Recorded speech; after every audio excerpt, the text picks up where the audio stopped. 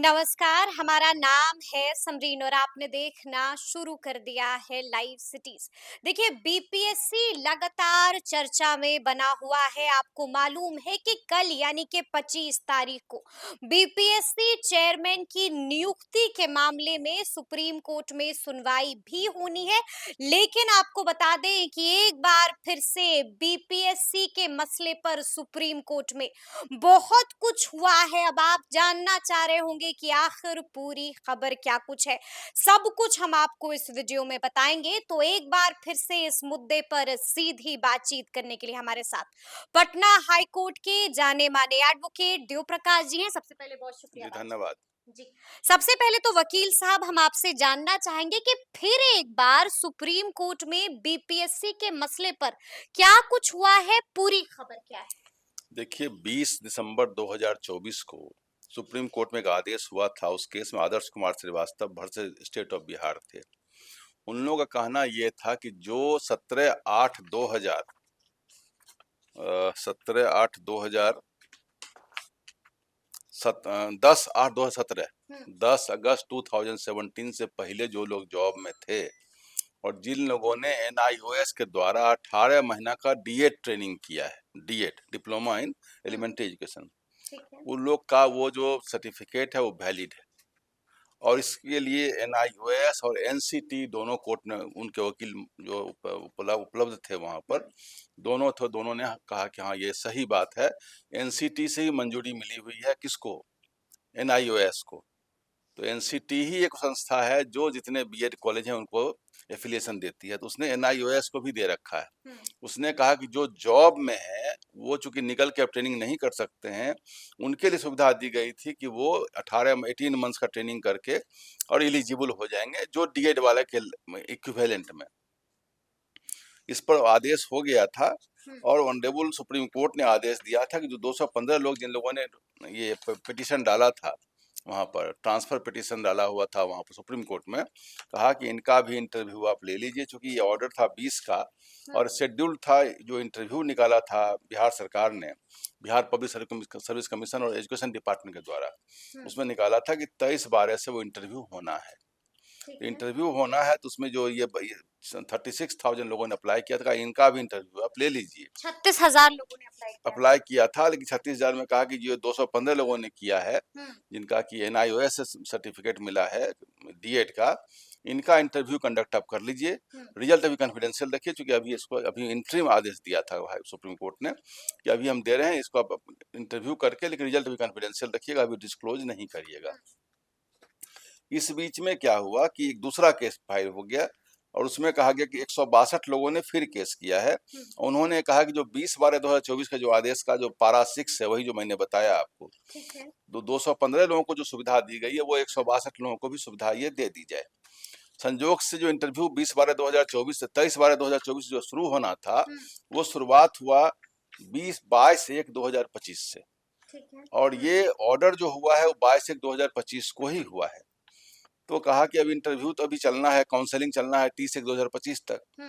तो honourable supreme court ने कहा कि जो 162 लोग हैं उनका अभी आप इंटरव्यू कंडक्ट कर लीजिए और उनका रिजल्ट कॉन्फिडेंशियल अभी रखिएगा। लेकिन जैसा कि कंटेंट पिटीशन से मालूम होता है, चूंकि इंटरव्यू स्टार्ट हो गया था बीपीएससी का 22 तारीख को और 30 तक इंटरव्यू चाहिए, इनका इंटरव्यू नहीं हो पाया, इंटरव्यू नहीं हो पाया। 162 लोगों का। अच्छा, ठीक है। उन लोगों ने कंटेम्प्ट पिटीशन दायर किया है, चूंकि अभी केस ही चल ही रहा है कि उनका होना है कि नहीं होना है। लेकिन चूंकि 162 लोगों को भी सिमिलर फुटिंग पर ही उनको आदेश दे दिया गया था कि जैसे 215 लोगों को हमने इंटरिम ऑर्डर दिया कि उनका इंटरव्यू कर लीजिए, वैसे 162 लोग का भी था। क्योंकि इक्वलिटी है उसमें कि एक आदमी एक ग्रुप को दिए, दूसरे ग्रुप को भी दे दीजिए। नॉर्मली सबको दे देना चाहिए। जो लोग 2017 अगस्त से पहले जिन लोगों ने जो जॉब में थे और जो एनआईओएस से जो 18 मंथ्स का ट्रेनिंग किए हैं, सबों को कर देना चाहिए था। खैर, वो अलग अलग लोग जा रहे हैं तो अलग अलग अपना ऑर्डर करा के ला रहे हैं। ये भी समझ में नहीं बात आती, जब एक बार कोई आदेश हो गया, गवर्नमेंट का ऑर्डर है, सबको हो जाना चाहिए था, वो अलग बात है। तो उनमें से 162 लोगों का जिसका आदेश 22/1/2025 को हुआ है, ऐसा देखने से भी बहुत कुछ लिखा हुआ नहीं है, इतना स्पष्ट जरूर हो रहा है, ये 162 लोगों का इंटरव्यू बीपीएससी ने कंडक्ट नहीं किया है। इसके अगेंस्ट वो चले गए हैं कंटेम्प्ट पिटीशन। अच्छा। उस कंटेम्प्ट का डेट लगा है 5 मार्च 2025। हम्म। तो बीपीएससी पर कंटेम्प्ट पिटीशन सुप्रीम कोर्ट में है, इतना ही बात है और कुछ बात नहीं है। अच्छा, थोड़ा-सा हम आपसे ये भी समझना चाहेंगे कि इस याचिका में वकील साहब और क्या कुछ लिखा हुआ है? इतनी सी ही बात है कि एनआईयूएस के जो लोग हैं वो एलिजिबल हैं 18 मंथ्स ट्रेनिंग के लिए, जो हुँ, हुँ। ये अगस्त 2017 से पहले जो जॉब में हैं, हाँ, उन लोगों को कहा कि एलिजिबल है, उनका अभी आप काउंसलिंग कर लीजिए। ठीक है। उनका इन्होंने नहीं किया, तो एक बैच को हाँ, किया, दूसरे बैच को नहीं किया। जबकि इनका इंटरव्यू शुरू हुआ था 22/1/2025 से हुँ, और इंटरव्यू चला है 30/1/2025 तक। ऑर्डर सुप्रीम कोर्ट का आ गया था 22/1/2025 को। हुँ। तो इसको तो होना ही चाहिए था, चूंकि होना चाहिए होना था। ही चाहिए था, क्योंकि वो सुप्रीम कोर्ट का ऑर्डर है। हुँ, अब कहाँ से डायरेक्ट भगवान के यहाँ से ऑर्डर आएगा? सुप्रीम कोर्ट का बिल्कुल। ऑर्डर सुप्रीम कोर्ट का ऑर्डर है, तो कर लेना चाहिए था। हाँ, पता नहीं ऑर्डर कहाँ गया और किन लोगों ने इसको वायलेट किया है हुँ। या कंप्लाई नहीं किया, तो जाने वो लोग, दिक्कत तो उनको होगी। यानी कि अब आप यही कह रहे हैं कि बीपीएससी पर कंटेम्प्ट ऑफ कोर्ट चलेगा? हाँ, कंटेम्प्ट तो चलेगा उन पे। होता क्या है कंटेम्प्ट ऑफ कोर्ट वकील साहब, होता क्या है? आसान शब्दों में कोई कैसे इसको समझे? कंटेम्प्ट ऑफ कोर्ट कहता है कि आपने कोर्ट के आदेश की अवहेलना की। कोर्ट के कोर्ट के आदेशों की अवहेलना। हाँ, उसमें बहुत बड़ी पेनाल्टी भी कई बार हो जाती है। हुँ, ऑफिसर जो रिस्पॉन्सिबल ऑफिसर्स होते हैं, उन पर डिसिप्लिनरी प्रोसीडिंग चलाने का आदेश भी कोर्ट कर देती है और 6 महीना तक का जेल का सजा भी इसमें होता है। 6 महीने तक जेल जेल का की सजा भी जी, होती जी, है कंटेम्प्ट इसमें? में ऐसी संभावना है। तब कितना देती है, कितना पेनल्टी, या हो सकता है कि वो हाँ। खड़ा होके बोल दें ठीक है 162 आदमी का फिर से हम कर लेते हैं इंटरव्यू, तो खत्म भी हो जा सकता है बात। हुँ, हुँ। क्योंकि सुप्रीम कोर्ट का डंडा है ये। आप बिल्कुल, सुप्रीम कोर्ट बिल्कुल। या हाई कोर्ट, उसके आदेश को अब जो भी कॉन्स्टिट्यूशनल कोर्ट है, चाहे वो हुँ, हाई कोर्ट हो या सुप्रीम कोर्ट हो, दोनों कंटेम्प्ट का पावर दिया हुआ है। जैसे कैट कोर्ट को भी कंटेम्प्ट पावर है। हुँ, तो कंटेम्प्ट पावर में उनको यही दिया हुआ है कि आप अगर कोर्ट के आदेश की अवहेलना करेंगे, हुँ। तो कोर्ट कंटेम्प्ट करेगी आपके अगेंस्ट में। जुर्माना भी जी, लगता है? कंटेम्प्ट जुर्माना भी लगता है, सजा भी होती है? डिसिप्लिनरी प्रोसीडिंग भी होगा, सस्पेंशन भी होगा, डिसमिसल भी होगा, जेल भी होगा, कुछ भी हो सकता अच्छा, है। जी, सस्पेंशन भी हो सकता है, जेल भी हो सकता है, डिसमिसल भी हो जी, सकता बिल्कुल, है। बिल्कुल, बिल्कुल।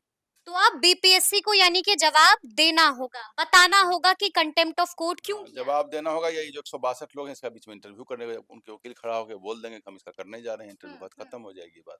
बात खत्म हो जाएगी। लेकिन यहाँ पर सवाल ये भी है मेरा आपसे वकील साहब कि आपको मालूम है कि 25 तारीख महत्वपूर्ण दिन होने जा रहा है।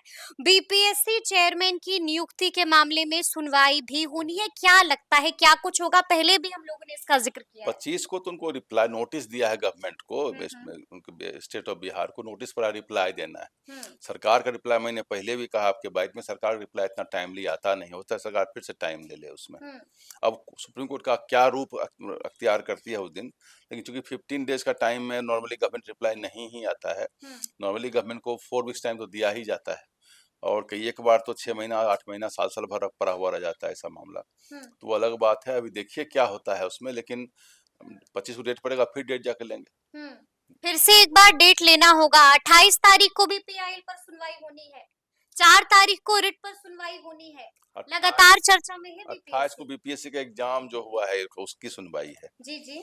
28 को उसकी सुनवाई होनी, जो आनंद लीगल एड वालों ने किया है। हाँ। और 4 तारीख को जो रीट इधर से जन स्वराज पार्टी वालों के हुँ, लोगों से जो हुँ। 13 लोग हैं, कितने लोग, 13 लोग हैं, बिल्कुल, जी, जी, जी। जो 13 हुँ, लोगों ने रीट फाइल किया, उसकी सुनवाई होने वाली है। हुँ, मामला सब एक ही है। देखिए क्या होता है। एलिगेशंस तो हुँ, सब लोगों ने सब ढंग से लगाया है।